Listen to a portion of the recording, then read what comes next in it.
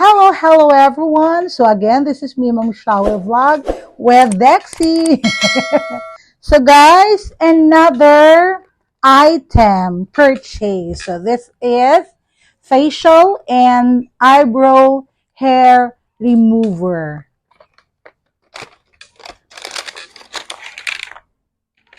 So guys, it's like a lipstick, a big lipstick.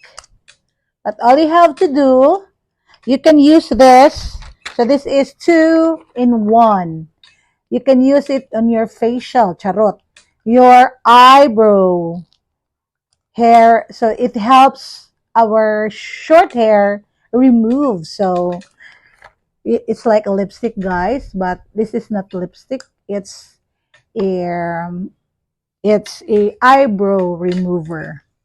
So you just simply, if you're going to use this, you are going to charge this one, and then use the adapter and simply charge it.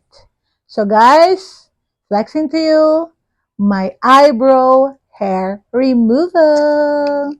Eyebrow hair remover with manual here.